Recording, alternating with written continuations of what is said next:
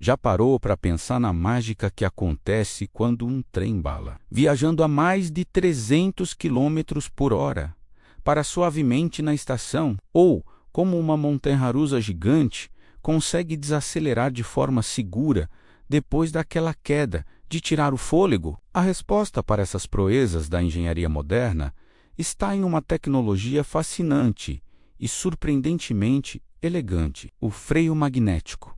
Olá, pessoal. Sejam bem-vindos ao nosso canal. Hoje, vamos embarcar em uma jornada pela ciência e pela história para desvendar um dos inventos mais geniais e importantes para a segurança e a eficiência dos transportes: o freio magnético. Vamos descobrir quem foi a mente brilhante por trás dessa ideia e, o mais importante, como exatamente ele funciona, sem precisar de nenhum atrito físico. Parece mágica, mas é pura física. Então, se acomode, porque a viagem de hoje promete ser eletrizante. Para entender a origem do freio magnético, precisamos voltar no tempo, para a era da eletricidade. No século XIX, foi uma época de descobertas incríveis, com cientistas como Michael Faraday e James Clerk Maxwell desvendando os segredos do eletromagnetismo. Eles estabeleceram as bases, mostrando que eletricidade e magnetismo não eram forças separadas, mas duas faces da mesma moeda. Uma corrente elétrica podia criar um campo magnético, e um campo magnético em movimento podia induzir uma corrente elétrica. Essa última parte é a chave de tudo. A ideia de usar essas forças para frear veículos não surgiu da noite para o dia. Vários inventores e engenheiros flertaram com o conceito, mas o crédito pela invenção do primeiro freio magnético prático, baseado no princípio das correntes de Foucault, é geralmente atribuído a um brilhante engenheiro francês chamado Paul Lebeuf. No entanto, a figura que realmente popularizou e aprimorou a tecnologia a ponto de torná-la comercialmente viável e amplamente utilizada foi o engenheiro americano George Westinghouse. Westinghouse já era um inventor renomado, famoso por ter criado o freio a ar para trens, que revolucionou a segurança ferroviária. Mas ele não parou por aí. Ele viu o potencial do eletromagnetismo e, por volta de 1890, sua empresa, a Westinghouse Electric and Manufacturing Company, começou a desenvolver e patentear sistemas de freios eletromagnéticos. Esses primeiros sistemas eram projetados para bondes elétricos, que estavam se tornando o principal meio de transporte nas cidades. A capacidade de parar de forma rápida, confiável e, acima de tudo, silenciosa, era uma vantagem competitiva enorme. Foi a genialidade de Westinghouse e sua equipe que transformou um princípio da física em um produto que mudaria o mundo dos transportes para sempre. Mas afinal, como essa maravilha da engenharia funciona? Esqueça as pastilhas, os discos e o atrito que você conhece do seu carro. O freio magnético, em sua forma mais comum, o freio por correntes de Foucault, opera sem nenhum contato físico entre as partes que geram a frenagem. Imagine um disco de metal, como o cobre ou o alumínio, que não são materiais magnéticos no sentido tradicional, como o ferro. Esse disco está girando livremente, acoplado à roda do trem ou da montanha-russa. Agora, aproximamos um eletroímã desse disco, sem tocá-lo. Um eletroímã, como o nome diz, é um ímã que funciona quando uma corrente elétrica passa por ele. Quando ligamos o eletroímã, ele cria um campo magnético forte e constante. À medida que o disco de metal gira e atravessa esse campo magnético, algo incrível acontece. O campo magnético em movimento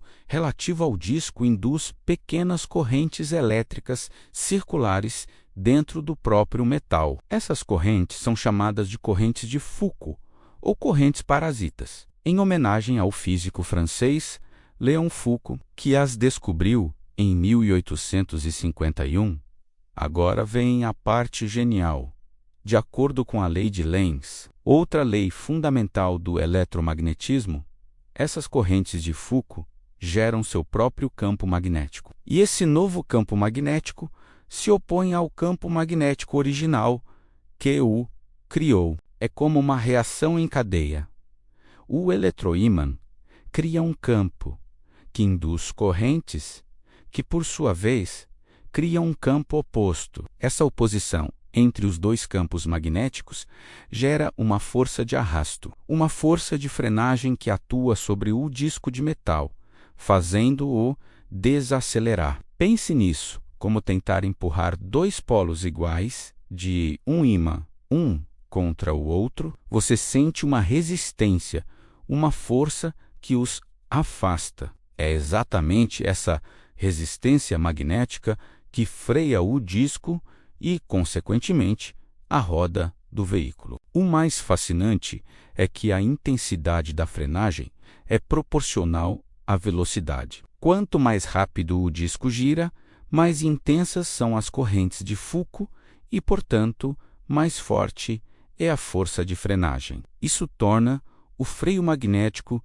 extremamente suave e controlável. À medida que o veículo desacelera, a força de frenagem diminui naturalmente, evitando paradas bruscas. E quando o veículo para completamente, a força de frenagem se torna zero, pois não há mais movimento relativo para induzir as correntes. A grande vantagem desse sistema é a ausência de desgaste. Como não há atrito, não há peças se desgastando, superaquecendo ou precisando ser trocadas com frequência, como as pastilhas de freio de um carro. Isso resulta em manutenção muito mais barata, maior confiabilidade e uma operação muito mais silenciosa e limpa, sem a poeira gerada pelo desgaste das sapatas de freio. Hoje, os freios magnéticos estão por toda parte, muitas vezes trabalhando em conjunto com outros sistemas de frenagem. Nos trens de alta velocidade,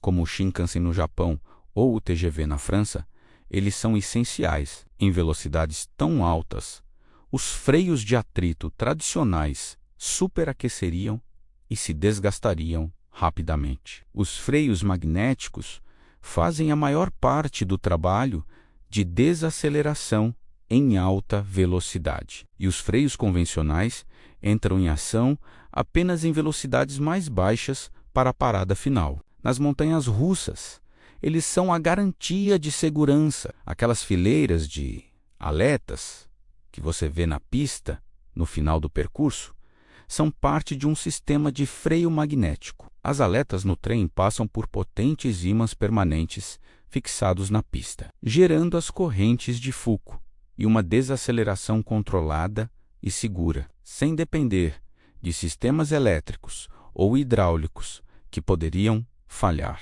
A beleza aqui é que, mesmo que a energia do parque acabe, os ímãs permanentes continuam funcionando, garantindo a frenagem. E não para por aí. Você encontra freios magnéticos em equipamentos de academia, como bicicletas ergométricas e elípticos, onde eles proporcionam uma resistência suave e ajustável. Estão também em elevadores de alta velocidade, como sistemas de segurança de emergência, e até em ferramentas elétricas, como serras circulares, para parar a lâmina rapidamente após o uso. A evolução dessa tecnologia continua. Pesquisas recentes exploram o uso de materiais supercondutores para criar eletroímãs ainda mais potentes, capazes de gerar forças de frenagem colossais com um consumo mínimo de energia. Esses avanços podem levar a sistemas de transporte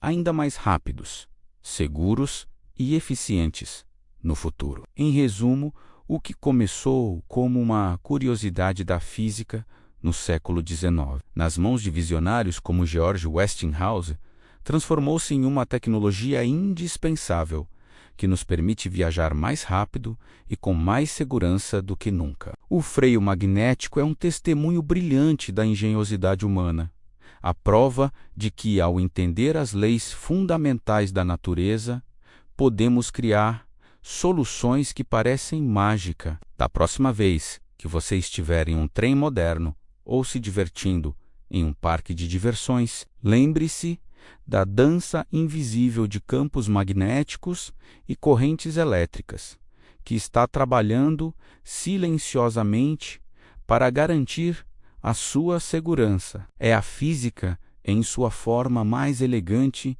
e poderosa. Muito obrigado por nos acompanhar nesta jornada eletrizante. Espero que você tenha gostado de aprender sobre os freios magnéticos tanto quanto eu gostei de compartilhar com você. Se você curtiu o vídeo, não se esqueça de deixar o seu like.